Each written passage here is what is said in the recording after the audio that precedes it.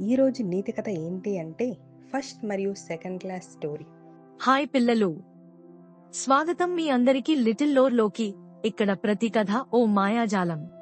ఉదయం వెలుగులో railway station సందడిగా ఉంది. రైలు హెచ్చరికగా ఊరుతున్నది. ప్రయాణికులు తొందరగా బోగీలోకి ఎక్కుతున్నారు. ఇద్దరు బాలురు అక్కడ ఉన్నారు. రాము సెకండ్ క్లాస్ టికెట్తో మరియు కృష్ణ గర్వంగా ఫస్ట్ క్లాస్ బోగీలోకి ఎక్కుతున్నాడు. కృష్ణ ఫస్ట్ క్లాస్ బోగీలోకి వెళ్ళి ఆశ్చర్యంగా చూశాడు.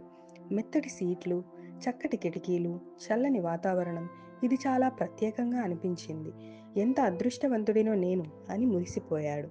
రాము సెకండ్ క్లాస్ బోగీలో కిటికీ పక్కన సీట్లో కూర్చున్నాడు. అక్కడ కాస్త గందరగోళంగా ఉంది, కానీ రాము ముఖంలో మాత్రం ఆనందమే ఉంది. పక్కన ఉన్న తాతగారితో మాట్లాడుతున్నాడు. ఒకేసారి రైలు ఎమర్జెన్సీగా ఆగిపోయింది. ప్రయాణికులు అందరూ కిటికీలోంచి బయట చూస్తున్నారు. అయ్యో, దారిలో గేదె కూర్చుంది అని ఒకరు అన్నారు.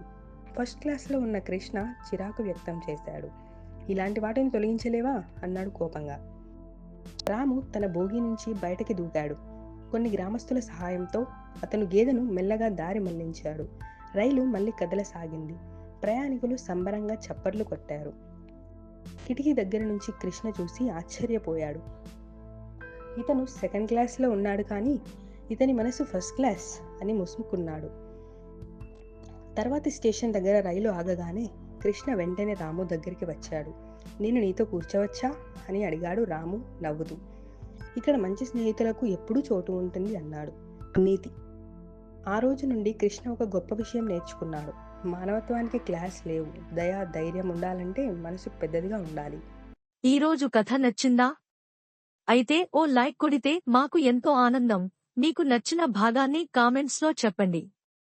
ఇంకా ఇలాంటి మజాగా కథల కోసం ఆ ఎరుపు సబ్స్క్రైబ్ బటన్ను నొక్కండి. పక్కనే ఉన్న గంటను మోగించండి.